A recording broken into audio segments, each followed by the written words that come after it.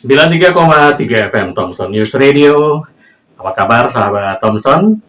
Seperti biasa, setiap hari Kamis kita akan bersama-sama masuk bergabung dalam sebuah talk show bersama teman-teman dari BBM Medindo atau bincang-bincang medis ya, dan kita programnya pada hari ini adalah SOS atau Saripati Obrolan Sehat. Dan bersama saya kali ini adalah yang biasanya saya ditemani oleh Mbak Ayu ya. Sekarang saya ditemani oleh Mbak Lia. Apa kabar Mbak Lia? Siap, baik, luar biasa Pak Petri. Gitu, sehat? Sehat, luar biasa. Dan hari ini kita kedatangan seorang tamu yang luar biasa. Beliau adalah Imade Andika, Kepala Desa Sayan Ubud. Dan kita di sini biasa menyapanya dengan Bung Deko atau Pak Deko. Selamat sore, Bung. Selamat sore. Ya. Deko aja, Pak. Deko aja. Oke. Nah, hari ini kita memang agak menarik karena kita akan membahas ya tentang satu wilayah atau desa Sayan yang berada di Ubud yang banyak cerita-cerita di sana yang sudah pernah kita dengar sebagian gitu. Bisa diceritakan nih Deko, kalau bagaimana sebenarnya histori dari munculnya desa Sayan ini? Oke, sebelumnya izinkan perkenalkan diri terlebih dahulu. Nama saya Imade Andika. Oh iya. Ya, cuman lebih akrabnya dipanggil Deko. Ya. Jadi teman-teman, sahabat semua manggilnya Deko. Jadi selamat sore untuk semua Pak Patrick, Lia, dan tim dari Thompson. Terima kasih sudah mengundang saya secara pribadi dan sebagai perbekal Desa Sayan. Dan saya juga ingin menyapa sahabat Thompson Radio ya. Ya, Thompson Radio. Selamat sore semua. Om Swastiastu. Assalamualaikum warahmatullahi wabarakatuh. Salam sejahtera untuk kita semua. Semoga semua dalam keadaan sehat walafiat ya di sore hari ini. Amin. Mungkin dalam hal ini saya diundang sebagai perbekal dan Astungkara tadi tidak telat datangnya karena sempat nyasar ya sampai ke Canggu karena salah arah, padahal ada Om Google. Tapi memang salah pin tidak apa-apa, yang pasti sudah bisa join di Thompson Radio yang dari pagi memang aktivitasnya penuh sekali, bahkan setiap hari. Dan ini mungkin hari-hari terakhir ya sebelum libur panjang. Betul. Dan saya juga ingin menyapa sahabat Muslim di Bali yang atau pendengar Thompson, selamat menunaikan ibadah puasa ya. Semoga lancar, tidak ada bolong-bolong, dan tapi nanti di hari Idul Fitri. Dan siap-siap mudik nih sudah pada. Oh iya, siap-siap rame di pelabuhan. Mungkin sedikit cerita di awal terkait dengan Desa Sayan, mungkin berapa menit atau berapa jam nanti ke depan. Kita punya waktu sampai jam 4. Oke. Ya, Desa Sayan, sebelum saya cerita Desa Sayan, mungkin perkenalkan tentang biodata sedikit dari silakan. Saya sendiri. Saya memang asli dari Sayan, putra Sayan, dan memang sempat sedikit mengenyam pendidikan di luar Bali. Ya, pendidikan terakhir di Bina Nusantara University di Binus Jakarta. Menyelami sistem komputer atau sistem informasi. Jadi basic saya adalah IT. Itu basicnya IT. Berangkat dari setelah tamat kuliah, saya memang sempat bekerja di Jakarta di marketing komunikasi juga. Di Markom ya. Markom. Terus kemudian tidak lama, kurang lebih 8 bulan, akhirnya mendapatkan panggilan untuk bekerja di Bali. Di Bali pada saat itu diterima bekerja di salah satu perusahaan yang menaungi event di Bali. Jadi itu sudah tahun kedua saya mulai masuk. Nama eventnya adalah Bali Spirit Festival. Bali Spirit Festival ini adalah sebuah event yoga, musik, dan international dance Oke. yang diselenggarakan annual setiap tahunnya di Iya. Bali. Nah, itu saya bekerja sebagai web administrator atau web developernya dari website balispiritfestival.com dan balispirit.com. Oke. Jadi mulai Di perkembangan situ. digitalnya Yeah. mengalahkan radio. Ini kayaknya back to Iya. basic lagi, berbicara di radio. Radio. Syukur sekali masih eksis tetap Gitu. Radio Thompson ini. Jadi bisnis ya waktu itu. Komputernya akhirnya Iya. IT-nya jadi bisnis Ya, sekarang ya. bisnis Oke. mulai dari situ. Jadi saya juga handle SEO-nya, search Oke. engine optimization. Jadi ngurusin hits-nya berapa per Iya. tahunnya, gitu seperti itu. Dan karir saya berlanjut Iya. di ranah event. Terus kemudian karena memang jati diri atau hati nurani memang lebih ingin untuk menjalankan swadharma atau yang mungkin disebut kewajiban kita di Bali sebagai orang Bali, menjalankan kewajiban tanpa mengharapkan imbalan, harapan yang berlebih tidak. Nah, itu mungkin saya lakukan, dan di tahun 2012 saya diterima juga atau diangkat menjadi salah satu pengurus yayasan, dan tidak lama setelah itu di tahun depannya 2013 menjadi ketua yayasan. Oke. Jadi yayasan ini memang basicnya adalah mengambil ranah, kalau di Bali kita kenal Trihita Karana ya. Oke. Trihita Karana, kita mengambil ranah hubungan manusia dengan manusia dan hubungan manusia dengan lingkungan. Oh. Nah, kita tidak mengambil ranah hubungan manusia dengan spiritnya atau Yeah. Tuhan yang disebut Tuhan atau Allah kah atau Betara kah atau siapapun, energi itu kita tidak mengambil karena itu urusan personal masing-masing dengan yang dipercaya. Yeah. Jadi kita mengambil ranah manusia dengan manusia dan manusia dengan lingkungan. Ada 2 program yang pada saat itu kita tawarkan dan sampai sekarang masih berjalan. Satu adalah penghijauan Bali. Oke. Namanya Bali Regreen. Bali Regreen, Bali. menghijaukan kembali. Menghijaukan Bali kembali. Jadi kita mengambil tema di bambu. Jadi kita melakukan penanaman bambu setiap tahunnya kurang lebih 3.000 sampai 5.000 bibit bambu dari tahun 2011. Ya. 2011, oke. Lama sudah. 2011 sudah mulai, saya masuknya 2012, 2013. Jadi kami melanjutkan program yang baik itu. Sudah kami lakukan hampir di sebagian wilayah di Bali, bagian utara paling banyak, Ban, Karangasem, Talengkong, Songan, Bukit Sari, Batu Meyah, Trunyan, dan Desa Bunutin di Bangli juga, termasuk di Singaraja di Grogga.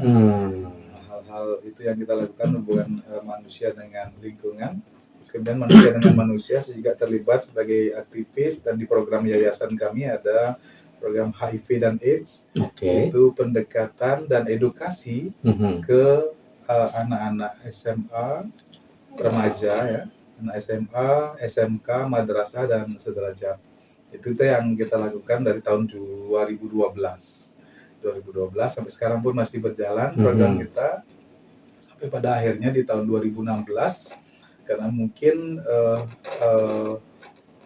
masyarakat di desa memandang anak ini kayaknya mempunyai potensi, dan mungkin ya warga kami banyak yang menyebutkan seperti itu, dari orang tua, dari teman-teman, bagaimana kalau kamu mengabdi di desa. Gitu. Jadi dari ketua yayasan yang seharusnya di 2016 atau 2017 itu kami dipanggil oleh Bapak Menteri Pendidikan, pada saat itu Bapak Anies Baswedan. Masih Anies Baswedan. Masih beliau ke Jakarta dan ditantang untuk membawa program yang baik ini untuk HIV dan AIDS keluar Bali. Sebelum 2016 kami lakukan di Bali. Jadi kami ditantang di 2017 untuk bawa program ini ke Lombok, ke Jawa Timur, Pasuruan, dan Jawa Barat. Dan sampai saat ini masih berlanjut, 2018, 19, 20 pada saat COVID pun berlanjut dengan daring atau virtual. Ya, kami sudah lakukan sampai ke Nusa Tenggara Barat, ke Kupang, ke Kalimantan, sampai yang paling jauh di Batam. Kami lakukan ke tingkat sekolah menengah atas. itu kami punya tim fasilitator Iya. HIV dan AIDS. Jadi karena kalau sekarang kita kenal pandemi COVID ya, kalau HIV dan AIDS itu masuk epidemi. Iya, iya. Ya, epidemi. Jadi kita berusaha untuk mencegah, karena memang dalam hal yang menangani sudah banyak LSM yang menangani Iya. ODIF orang dengan HIV. Iya. Kita ambil ranahnya mencegah dan mengedukasi. Maaf saya cerita panjang terkait Enggak, tapi ini sejarah. ceritanya menarik. Jadi kita juga memang enak dengerin ya. Semoga nggak bosen ya. Enggak. Ya itu 2016 akhirnya dunia berbalik. Ya gitu. Iya, Jadi betul. karir saya di bidang kemanusiaan, dalam hal ini yayasan dan overseas ya, Iya. mungkin ya lebih ke luar daerah Aha. Bali. Tapi ternyata Tuhan memberikan saya kesempatan untuk mengabdi di Banjar pertama. Sebelum Iya. jadi kepala desa, saya adalah seorang perjuru. Oh, oke. Perjuru di salah satu Banjar di Sayan juga. Jadi nama Banjarnya adalah Banjar Penestalan Kaje. Gitu. Jadi sejak saat itu saya mulai mengenal Banjar, lebih mengenal Banjar, terus kemudian di desa, terus kemudian secara keseluruhan di kecamatan Ubud, Iya. Gianyar. Itu mulai belajar dan mengabdi dengan adat dan istiadat kita di Iya. Ubud, di Penestanan, dan memang saya fokus kalau sudah mendapatkan tugas dan tanggung jawab, saya sangat-sangat fokus. Apa yang menjadi tugas saya akan lakukan dengan sebaik-baiknya. Mungkin kita juga sama-sama ya seperti itu. Iya, iya. Dan itu yang kami lakukan, saya lakukan di Banjar. Akhirnya kesempatan ada dan masyarakat menginginkan. Satu hal yang pasti sampai saat ini pun saya secara pribadi tidak percaya bahwa saya adalah seorang kepala desa. Di umur 32 tahun 32 tahun. dianggap menjadi kepala desa dan sampai saat ini masih mempertanyakan nasib ini. Iya, iya. Kenapa bisa mengabdi di desa. Iya. Dan dengan segala keterbatasan saya pikir secara logika tidak mungkin hal itu terjadi. Tetapi memang karena mungkin garis tangan dan kehendak beliau, saya sangat diterima di desa dan kami iya. bisa melakukan perkembangan atau development di desa yang luar biasa cepat. Iya. Kami lakukan selama 4 tahun, hampir 4 tahun kepemimpinan saya di desa Sayan. Itu Di desa Sayan Ubud ini. Jadi itu yang melatar belakangi saya awalnya jadi perjuru di 2017, 2016, 2017 dan 2018 saya diangkat menjadi atau dipilih menjadi perbekal ya. Di Bali namanya perbekal. ya. Kalau di Jawa mungkin lurah. Oke, ya. Tapi ya memang ada tingkatan yang berbeda lurah dengan perbekal, tapi posisinya secara hierarki sejajar. Oh gitu. Ya, eselonnya sama ya. Ya, kelurahan Iya. kan ada jenjang Iya. pendidikan. Kalau emang perbekalan itu dipilih oleh masyarakat. Oh, itu bedanya ya. Itu bedanya. Gitu. Kalau lurah ditunjuk oleh pimpinan dalam ya. hal ini bupati. Nah, seperti itu. Jadi kembali ke pertanyaan tadi. Ya, jadi historinya. Setelah sedikit histori pribadi yang melatar belakangi saya bisa sampai di desa Sayan, dan apa yang sudah kami lakukan selama 4 tahun ini, 4 tahun terakhir mungkin nanti akan saya cerita. Tapi sebelumnya itu kembali ke pertanyaan pertama adalah histori desa Sayan itu sendiri. Ini seru nih. Ini bakal seru. Sayan merupakan daerah perbatasan. Pada zaman kalau kita menilik dari zaman kedatangan Maharsi dari Jawa ke Bali, Sayan sudah dilalui oleh Maharsi. Tentunya dalam hal ini Maharsi yang pertama mungkin di abad ke-8, 800 Masehi, Idarsi Markandeya. Nah, itu yang hadir di Bali, datang ke Bali dengan 3.000 pengikutnya dan merambah hutan di Bali. Nah, salah satunya arealnya juga di daerah Sayan. Gitu, di daerah Sayan. Kemudian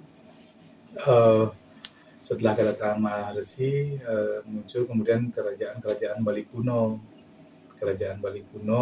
terus kemudian masa Majapahit Mhm. ya di 1350 Masehi, kemudian masa kejayaan Majapahit ya, diutuslah Krishna dalam ke Pakistan sampai akhirnya berkembang ada kerajaan-kerajaan kecil di Bali di Oke. masing-masing wilayah, baik di Badung, baik di Mengwi, Sukawati tentunya, di Kelungkung, di Gel-Gel.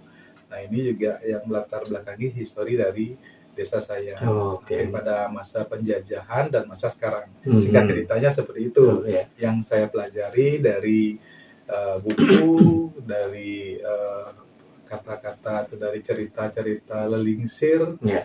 dari orang tua, itu yang saya bisa rangkum. Jadi sains ini terbentuk oleh banyak asal-usul. Oke. Dari asal-usul penduduk ya tentunya, bukan cuma satu wit atau satu asal-usul masyarakat. Jadi di sains ini ada 8 banjar, which is atau semua banjar ini mewakili daerahnya masing-masing, daerah asalnya masing-masing. Yang tadi di awal saya sebut sains ini adalah perbatasan, yaitu perbatasan karena di sebelahnya ada Sungai Ayung, sungai terbesar, dan ini menjadi border atau batas wilayah dari zaman kerajaan pada masa lalu. Masa itu ya. Kerajaan Mengwi di sebelah barat, kerajaan Sukawati, Peliatan, dan Mancegro di Ubud sebelah timurnya. Terus kemudian ada Batu Bulan, terus kemudian ada Payangan sebelah utaranya, Batu Bulan sebelah selatan. Jadi itu mewakili sekali dan sampai sekarang masih dijaga oleh masyarakatnya di masing-masing banjar. Saya sebutkan contohnya Banjar Kutuh yang pertama ada di Sayan, itu di paling utara. Itu emang asalnya dari Kutuh Ubud. Ada Kutuh, dan Kutuh Ubud juga asalnya dari Kutuh Buleleng. Terus kemudian Banjar Mas ada di desa Sayan juga asalnya dari Desa Mas Ubud di sebelah timur. Terus kemudian Banjar Sindu, bagian penduduknya tuh mostly penduduknya berasal dari Batu Bulan. Terus kemudian Banjar Ambengan juga sama. Kemudian Banjar Baung sebagian besar atau mostly penduduknya berasal dari Taro, daerah utara malah Taro. Jadi saya Banjar Penestanan, baik Kajo dan Kelot juga asalnya dari Sakti atau dari Ubud. Jadi ini terlihat sekali pada zaman kerajaan, tentu secara logika kita bisa berpikir ya, pada zaman kerajaan dan ada perang di balik itu, ada memperebutkan kekuasaan, memperebutkan daerah. Tentu kalau daerah perbatasan, logika kita berpikir para raja atau para pemimpin pada saat itu pasti menempatkan orang-orang terkuat. Kalau dulu disebut sakti, kalau saya berpikir logikanya orang kuat, orang pintar, orang cerdas pasti ditempatkan di daerah perbatasan untuk menjaga, ya sebagai delik sendi, ya, untuk menjaga daerah perbatasan. Orang yang kuat, orang yang gagah, secara menjaga perbatasan. Jadi anehnya adalah di daerah perbatasan ini tidak sekalipun pernah pecah perangan, tidak ada pertempuran sama sekali. Karena penduduknya masyarakat utusan dari masing-masing kerajaan ini dia menyatu, delik sendi, bukan tujuannya untuk berperang, tetapi untuk mengumpulkan informasi di daerah perbatasan. Jadi itu tidak ada pecah peperangan di situ pada zaman kerajaan. Tidak ada konflik ya? Tungkara, tidak ada konflik yang secara nyata terlihat.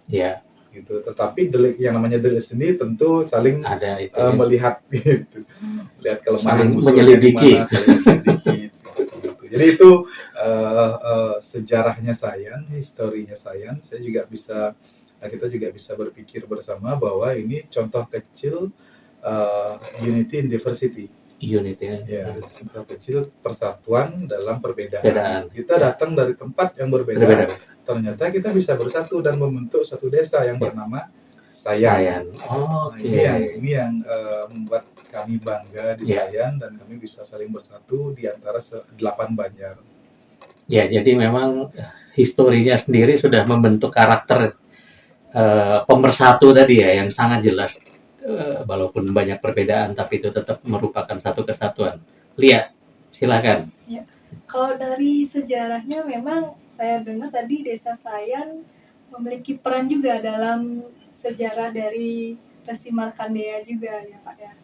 Terus kalau tadi dilihat juga dari masyarakatnya, tidak gampang menyatukan dari berbagai desa menjadi satu gitu. Memang dari historinya memang sudah sangat akur gitu. Memang sangat luar biasa sekali dari sejarahnya ya Pak ya. Mungkin saya lanjut mungkin ke pertanyaannya. Mungkin apa sih yang membuat mereka bisa akur seperti itu, bisa bersatu, bisa bersama-sama bergotong royong? Itu tuh kayak tidak mudah mengaktifasi semua orang gitu karena memiliki beberapa atau banyak pikiran gitu. Bagaimana nih Pak? Ya, tentu di semua daerah di Bali pada dasarnya memiliki sejarah yang hampir mirip ya dari persatuan seperti itulah, khususnya di Sayan karena memang kita berasal dari tempat yang berbeda-beda, tentu mengalami fase dalam fase untuk menyatukan kesepakatan di semua Banjar ini atau asal-usul penduduk ini untuk membentuk satu desa Sayan.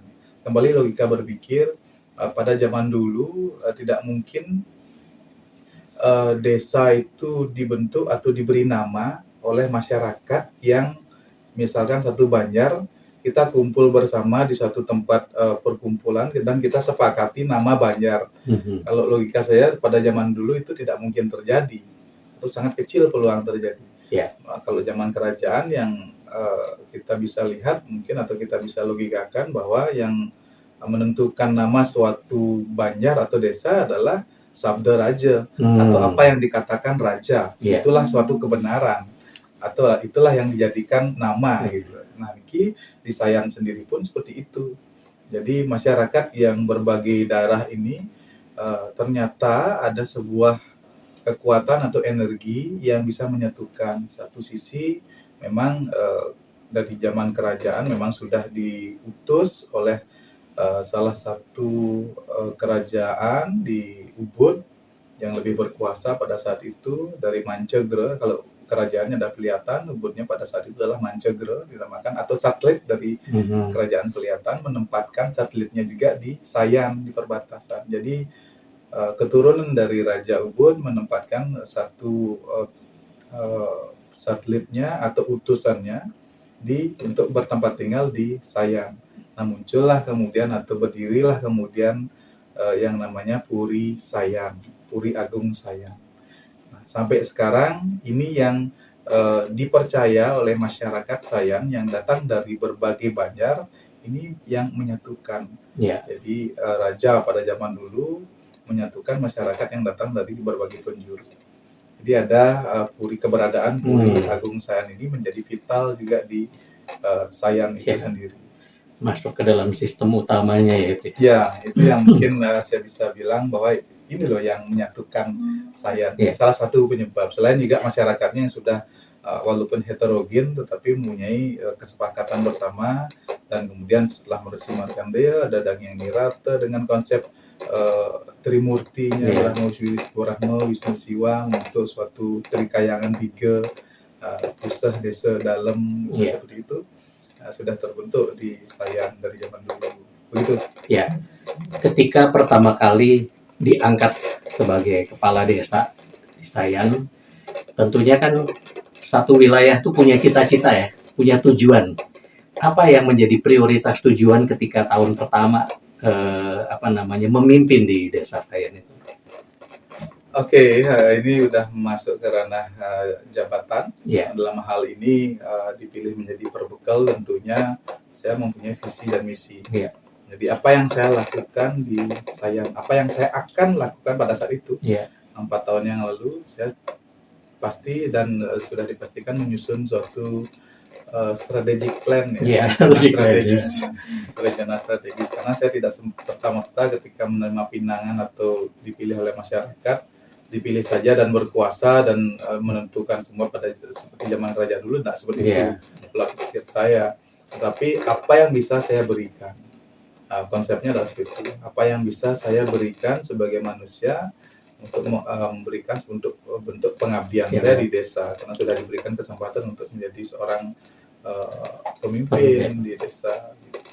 Nah, itu yang strategi yang saya lakukan adalah karena memang daerah Sayan itu adalah daerah pariwisata, tentunya membutuhkan sentuhan-sentuhan magic terkait dengan pariwisata nih, harus sentuhan ajaib nih. Ini kita bicara sebelum COVID ya. Betul. Jadi daerah Sayan sendiri memang sangat unik dan banyak didatangi oleh para wisatawan mancanegara khususnya, dan sudah ada yang menetap bahkan puluhan tahun di daerah Sayan.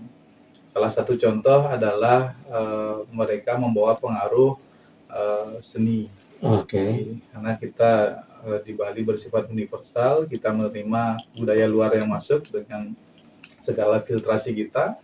Akhirnya di tahun 70-an adalah salah satu seniman dari Belanda yang bernama Tuan Ari Smit.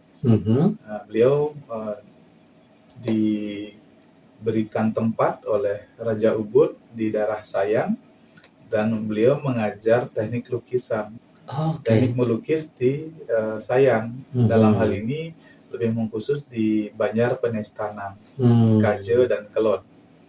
Jadi mereka, Tuan Ari Smit ini memberikan teknik lukis kepada anak-anak kecil, usia SD, usia sekitar 10-15 tahun. Pada saat itu masyarakat kami di tahun 70-an atau lelingsir atau bapak-bapak kami yang masih kecil membantu orang tuanya untuk berladang, bertani, karena mata pelajaran utama adalah pertanian. Ya, jadi si Tuan Ari Smit ini membawa satu kanvas kosong dan juga media kanvas dan kuas, dan memberikan ini kepada anak-anak. Jadi konsepnya adalah memberikan kebebasan kepada anak-anak kecil ini berimajinasi, dan silakan kamu melukis sesuai dengan apa yang kamu pikirkan. Di saat itu, sejak saat itu masyarakat anak-anak ini mulai melukis pemandangan sawah dengan orang-orang melukis burung. Akhirnya yang dari lukisan tradisional Bali berkembang dia menjadi lukisan yang kita berikan nama atau berkembang pada saat itu namanya young artist. Artis muda. Jadi artis muda pada saat itu. Dari tahun 70-an dan puncaknya di tahun 80 dan 90. Tahun 80 dan 90 sangat terkenal lukisan ini sampai ke luar negeri. Sampai orang-orang bule-bule atau wisatawan mancanegara datang ke Bali membeli lukisan, ada yang belum jadi lukisan baru sketch sudah diambil dibawa ke negaranya. Itu perkembangan lukisan yang artis pada saat itu. Nah, itu yang salah satunya. Salah satunya kenapa saya lebih fokus ke perkembangan desa wisata. Dan sekarang karena lukisan itu juga drop down sekali, sebelum COVID juga sudah down, jadi itu yang kita regenerasi. Kita kemas. Jadi ada salah satu visi dan misi saya secara global saya berikan adalah sustainable wellness tourism. Jadi pariwisata healing, pariwisata kesehatan yang berkelanjutan. Karena melukis juga dia bisa menyembuhkan dirinya. Selain medis di luar medis, melukis juga menyembuhkan dirinya, menyembuhkan penyakit pikiran. Terus kemudian kita di Sayan juga terkenal dengan komunitas yoga. Dari 10 tahun yang lalu sudah dimulai komunitas yoga di Sayan terbentuk, dan juga tidak cuma yoga berbagai macam jenis yoga di Sayan. Ini pusatnya tamu-tamu juga datang ke Sayan dan bermukim di Sayan karena merasakan energi yang unik. Magicnya di sini, magicnya Sayan, daya tariknya, attraction-nya di situ. Jadi bermukim di situ dan melakukan penyembuhan diri, self healingnya di situ. Mereka melakukan retreat di tengah persawahan dan dekat dengan kota, tapi ada di sawah. Seperti itu yang kondisi kami di Sayan. Itu yang melatar belakangi saya membuat suatu program yang dinamakan RPJMDes, Rencana Pembangunan Jangka Menengah Desa, selama 6 tahun masa jabatan. Jadi itu adalah konsepnya Sustainable Wellness Tourism. Salah satunya tadi lukisan, terus kemudian yoga, terus juga ada healingnya. Ada seperti mungkin pernah nonton Eat Pray Love, Kak Lier. Nah, kita juga punya di Sayan, namanya Jeromadi Konvensi. Beliau juga sama persis mirip sekali seperti Kak Lier yang di Eat Pray Love.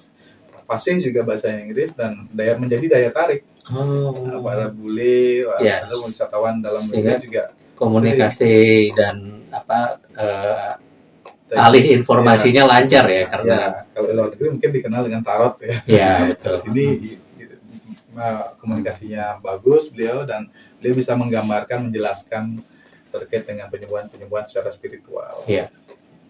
Kalau terkait dengan yoga, sampai banyak orang memilih tempat itu sebagai tempat untuk mengembangkan yoga dan meditasi, berarti desa Sayan ini benar-benar alamnya itu mempunyai satu kekuatan dan daya tarik tersendiri. Bisa cerita dia tentang potensinya secara alam itu? Baik, seru juga nih, berlanjut ya. Ya. Tadi memang sumber daya manusia yang Ya, lebih banyak, dan tidak terlepas dari yang tadi disebutkan adalah alam, yaitu sumber daya alamnya. Kalau tidak ada sumber daya manusia, tidak didukung sumber daya alam, mungkin tidak akan seperti ini Sayan. Betul. Jadi Sayan itu memang hamparan sawah luas, dan juga ada sungai, 2 buah sungai besar yang melewati Sayan. Satu sungai terbesar di Bali mungkin disebut Sungai Ayung. Sungai Ayung, kan satu lagi Sungai Ayung di sebelah barat, batas barat Sayan, dan sering pakai rafting. Rafting, ya. Itu saya di sepanjang jalannya itu udah ada rafting kanan, rafting di kiri. Benar. Itu Sayan dilalui juga, karena rafting kan dimulai dari Payangan. Payangan, kemudian desanya di Kedewatan sebelah selatan, kemudian Sayan paling selatan untuk finish point-nya tuh. Starting ya. Itu sumber daya alam. Terus kemudian di bagian timur atau batas di sebelah timur dengan berbatasan dengan Ubud sendiri, Kelurahan Ubud, ada Sungai Os, atau mungkin lebih dikenal dengan Campuhan.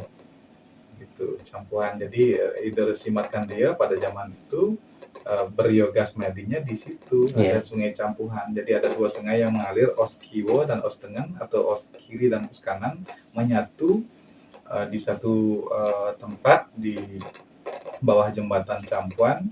Ya, terus kemudian ketika menyatu disebut campuh atau campuan, atau menyampur atau campuh. Dan ini yang diyakini menjadi asal usul desa atau Ubud itu tersendiri, karena Ubud kita kenal berasal dari kata ubad.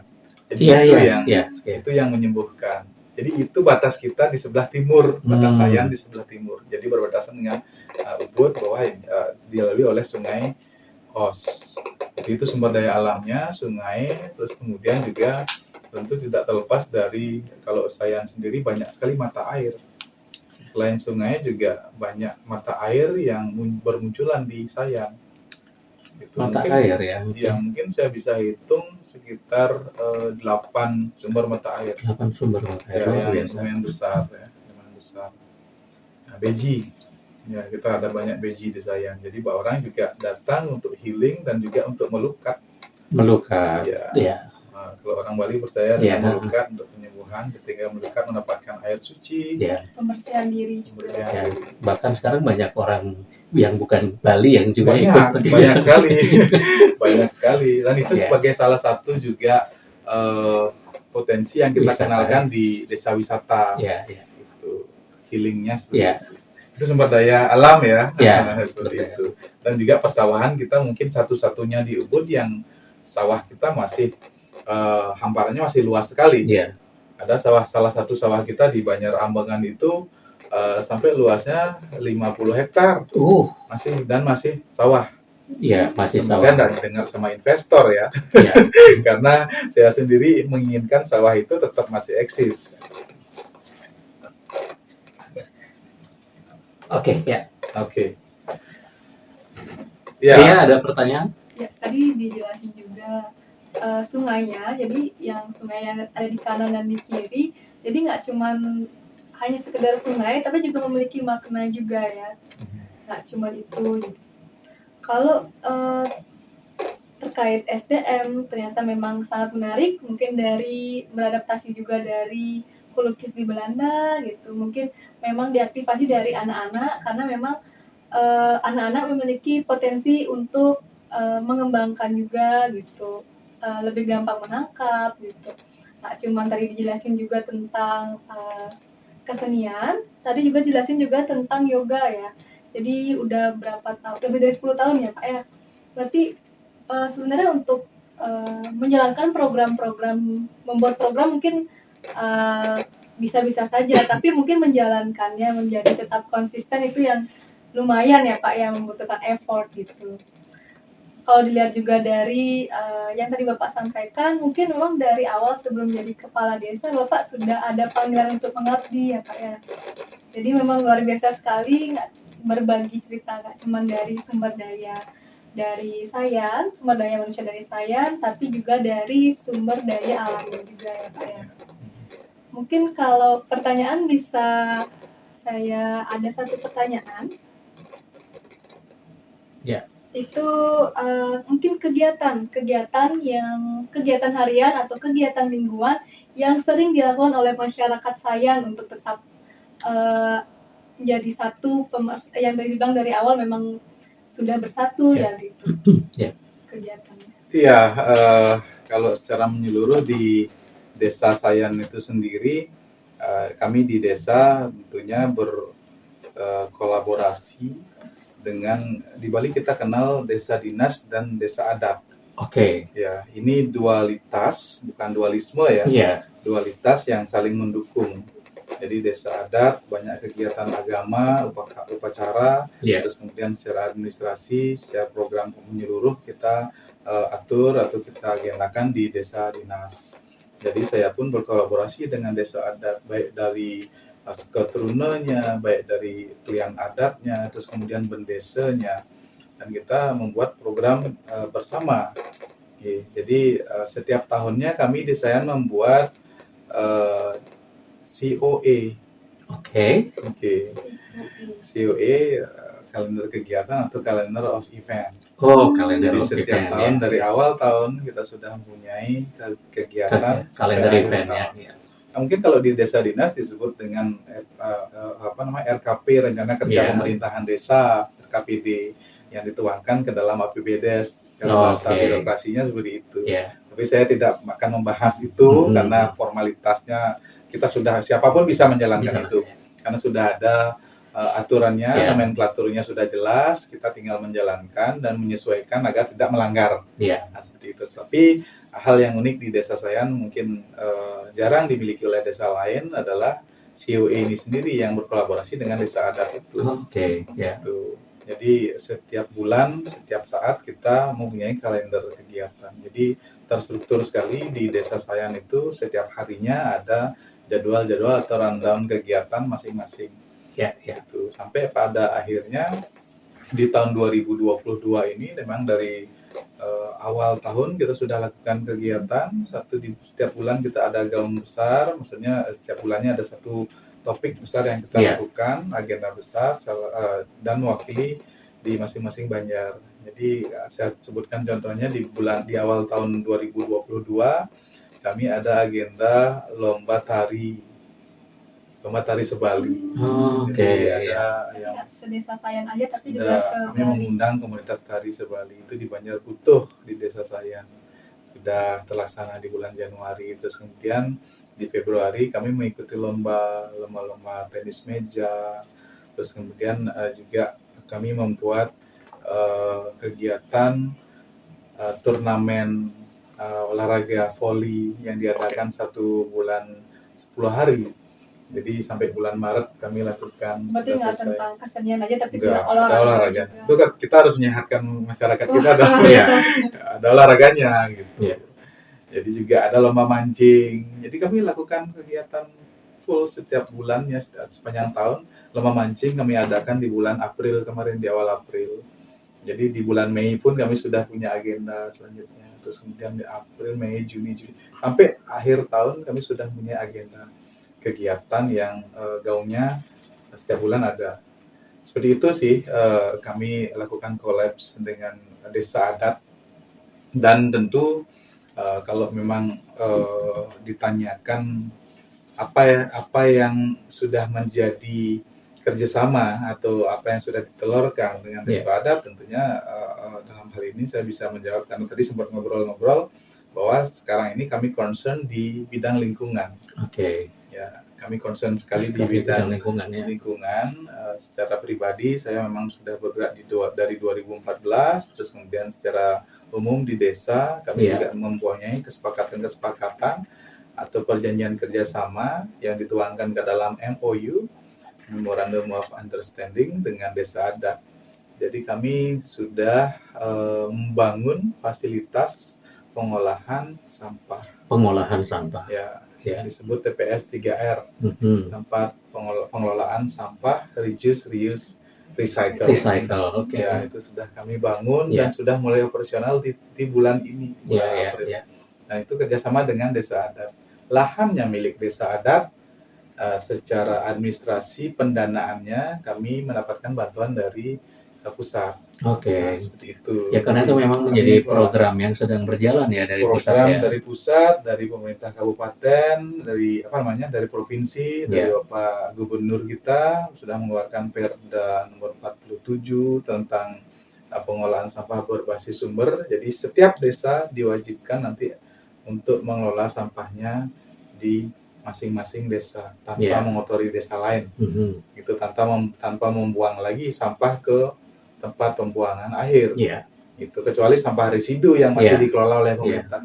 Seperti di Suwung sekarang sudah menolak untuk sampah di luar sampah residu. Masuk di Gianyar juga ada TPA, namanya TPA Temesi, sudah mulai menyusun Pergub. Bapak Bupatinya sudah menyusun Pergub, dan ke depannya memang akan ditolak untuk sampah organik, sampah anorganik yang masih dikelola oleh pemerintah pada saat ini adalah sampah residu. Jadi tugas kita di desa bagaimana kita bisa mengurai sampah-sampah kita. Caranya mengurai ya memilah terlebih dahulu. Memilah. Hal yang kami sudah lakukan dari 2019 adalah membentuk mendirikan atau membangun bank sampah. Bank sampah. Ya, tentu logika kita berpikir, sampai ngomongin logika terus ya.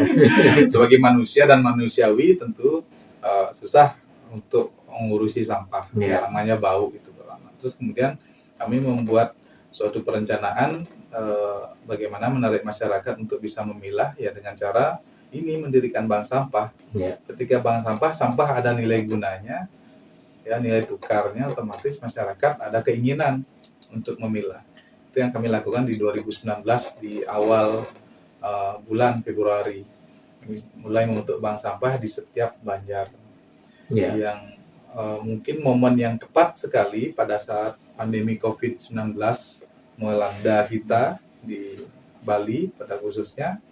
Masyarakat kehilangan pekerjaan dan potensi pariwisata kita atau keadaan pariwisata kita di Bali secara umum dan di Ubud dan di Sayan sendiri hancur ya. Masyarakat banyak yang depresi.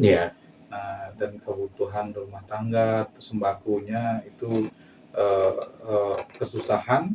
Jadi saya pada saat itu mendapatkan momen yang tepat karena kita sudah punya bank sampah yang ditukar dengan nilai rupiah biasanya yang sangat kecil. Sebutlah 1 kilogram sampah plastik cuma dihargai Rp2.000 seperti itu, atau Rp1.500. Nah, itu momen yang tepat pada saat pandemi. Saya mengumpulkan para ekspatriat di Sayan atau stakeholder di Sayan. Kita berkumpul, kita ajak ngobrol, akhirnya menelurkan satu program yang namanya Among Krisma Kerti waktu itu. Bahasa ininya plastic exchange. Jadi menukar plastik dengan beras. Kita carikan sumbangan daripada stakeholder, kita belikan beras, kita kasih ke masyarakat. Jadi nggak serta-merta memang pemerintah menyediakan BLT, pemerintah menyediakan BST, bantuan sosial tunai dengan bantuan jaring pengaman sosialnya. Saya malah berpikir, jangan memberikan bantuan secara cuma-cuma seperti itu. Masyarakat harus melakukan sesuatu juga. Program sampah kita berjalan, masyarakat memilah sampah dan masyarakat juga mendapatkan bantuan yang lebih. Gitu. Sebutlah 1 kilogram plastik, pada saat itu kita berikan 1 kilogram beras, which is 1 kilogram beras di harga 10 sampai 12 ribu. Jadi berkali-kali lipat dari harga yang sebelumnya. Itu momen yang saya ambil pada saat pada zaman COVID-19. Jadi concern sekali untuk penanganan lingkungan atau masalah sampah. Kalau tadi dikatakan bagaimana kita menghadapi situasi pandemi, kemudian menjalankan program sampah sambil kita melakukan meminta stakeholder untuk bisa mensupport. Dan tadi programnya sangat menarik ya, ketika plastik ditukar dengan beras. Berarti ini sebenarnya peran serta dari warga itu adalah salah satu kunci suksesnya ya gitu. Dan bagaimana strategi atau cara memang seorang kepala desa atau perbekal untuk bisa menggerakkan inisiatif masyarakat untuk aktif terlibat dalam program-program yang ada itu. Pendekatan linguistik dan berada di tengah masyarakat, di lapangan saja. Oke. Saya tidak perlu melakukan banyak hal, ada di situ pada saat masyarakat memerlukan Ya. dan dilihat oleh masyarakat. Mari kita berpikir bersama menemukan solusi Ya. terkait dengan apa yang menjadi masalah. Jadi ada berada di situ secara secara fisik dan cara pemikiran. Ya. Karena mereka butuh lead ya, butuh dipimpin gitu. Jadi kalau misalnya kita ada di tengah-tengah mereka dan mereka merasa, ayo kita siap Ya. gitu, apa yang harus saya lakukan gitu. Ya. Kadang tanpa ngomong pun, tanpa berbicara pun, dengan kita ada di situ sudah cukup mewakili. Ya. Nggak usah ngomong. Ya, nggak usah. Kita cuma perlu datang, artinya bersimpati, Ya. berempati. Kalau tadi dibahas bahwa area di sana banyak sekali sawah gitu, apakah memang potensi ekonominya juga ditopang oleh keberadaan dari sawah yang begitu luas di sana? Kalau memang penghasilan dulu di orang tua kita memang bertani, sebagai petani. Cuman ketika pariwisata sudah masuk, otomatis dominannya adalah pariwisata. Keberadaan sawah ini sebagai penopang pariwisata. Penopang pariwisata. Ya, jadi tamu yang bermalam menginap di Sayan membutuhkan sawah sebagai sebagai pemandangan, sebagai tempat healingnya mereka, karena mereka menentukan. Spot foto. Jadi itu sebagai penopang pariwisata. Jadi mungkin satu villa di depannya ada pemandangan sawah, satu villa atau guest house lain ada pemandangan sawah. Jadi alamnya yang menjadi semacam komoditi untuk pariwisatanya ya. Gitu. Ada pertanyaan lagi, Lia? Ya, kalau dilihat tadi kegiatan-kegiatannya memang cukup padat ya, maksudnya dalam artian nggak semua desa aktif setiap bulannya gitu mengadakan event-event. Mungkin dari Januari, Februari 2022 ini memang memiliki banyak kegiatan gitu. Apalagi yang tadi dibilang juga fokus juga ke lingkungan gitu. Kayaknya belum semua desa fokus untuk menjalankan program lingkungan ini gitu. Memang yang tadi dibilang pas banget momentumnya gitu, sehingga pada saat pandemi bersama-sama satu desa memutar, mungkin dipimpin juga oleh Bapak, memutar otak gimana sih caranya kita terbebas dari pandemi ini gitu, mungkin dari ekonomi atau dari bule-bule juga nggak bisa datang juga ke desa saya ini gitu. Emang pas kali momentumnya memang mungkin sudah di jalan sudah memang kehendak dari atas mungkin jalannya gitu. Ya, kalau kita ini tadi kan kita di awal ngobrol, waduh ini 1 jam kelihatannya lama banget ya. Sekarang ternyata kita udah tinggal tersisa beberapa menit doang. Nah ini 7 menit lagi ternyata. Jadi kalau kita bahas tadi dengan latar belakang ya, yang mana Pak Andika ini punya background di IT gitu. Apakah memang adaptasi terhadap teknologi itu juga menjadi salah satu fokus dari kegiatan yang dilakukan, karena memang tidak bisa menghindar kita kan dari potensi bahwa memang kita harus memanfaatkan teknologi yang ada untuk bisa mengembangkan desa ini. Iya, bagus sekali pertanyaannya Pak. Justru ini yang ingin saya sampaikan juga tadi, terkait dengan karena background saya adalah seorang IT.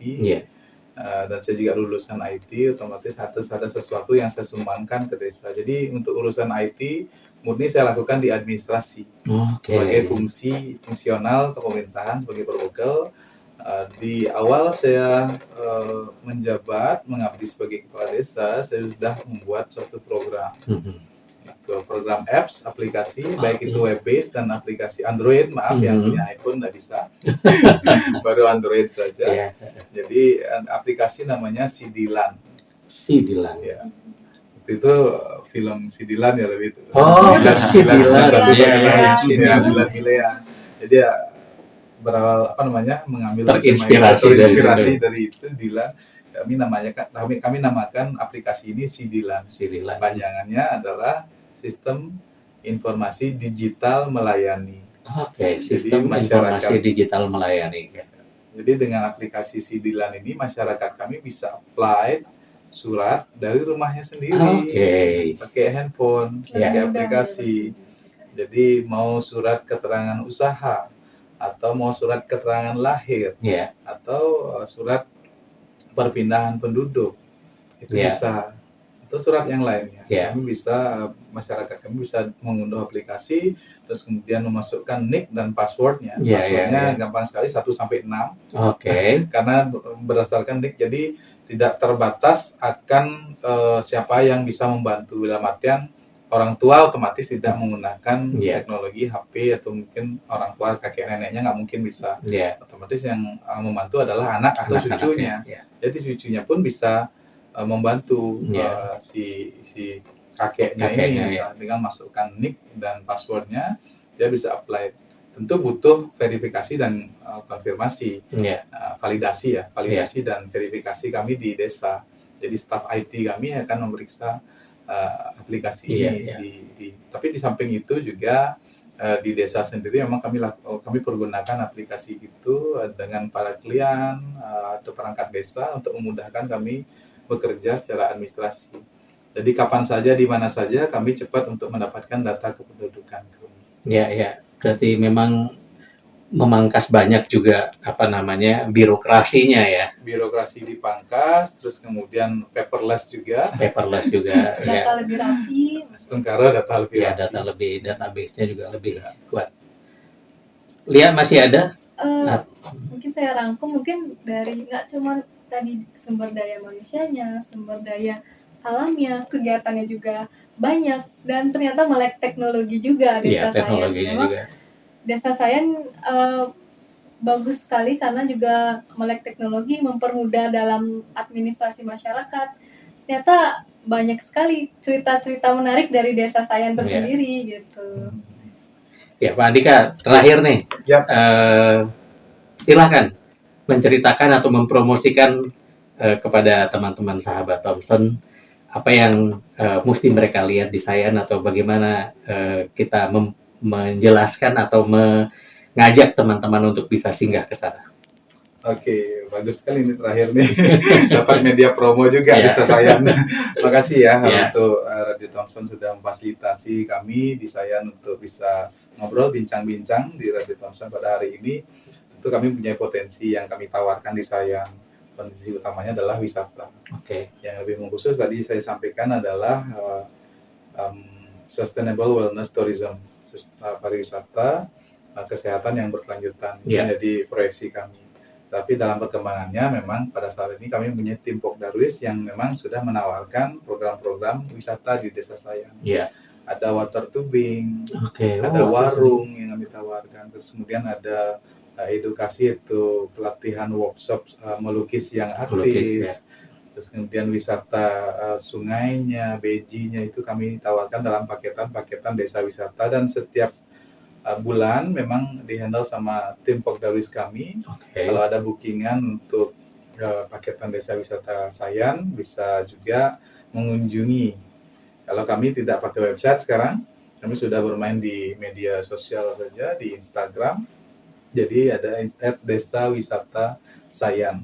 Jadi Desa Wisata silakan Sayan, ikuti Desa Wisata Sayan. Jadi di situ ada banyak program-program kami yang kami tawarkan di Sayan terkait dengan produk wisatanya, atau minimal gimmick yang bisa didapatkan di Sayan. Ya. Jadi kami harapkan ketika wisatawan datang ke Sayan bisa mendapatkan atau mengambil secuil hal yang berguna, hal Ya. yang positif dari Sayan. Karena tadi kita cerita bahwa Sayan itu adalah masyarakatnya heterogen, Ya.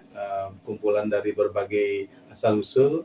Jadi tentu ada cerita-cerita unik yang bisa didapatkan di Sayan yang mungkin bisa diterapkan di rumahnya masing-masing. iya. Jadi ada hal yang positif itu yang diterapkan. Hal itu yang kami tawarkan di Sayan, desa wisata Sayan. Oke. Jadi selain kita berwisata ke sana, kita pulangnya bawa new lifestyle ya, gaya hidup baru juga. dan pengalaman juga. Oke. Oke, Pak Andika, terima kasih banyak untuk ngobrolnya hari ini. banyak inspirasi yang bisa kita tangkap dari cerita-cerita yang kita dengarkan dari Desa Sayan. Mbak Lia, terima kasih juga udah nemenin saya pada hari ini. Iya, hari ini. Sahabat Thompson, kita bertiga akan pamit. Terima kasih untuk sudah bersama-sama selama kurang lebih 1 jam tidak terasa. Dan kita akan bertemu lagi dengan program yang sama pada minggu depan. Sampai jumpa. Thank you.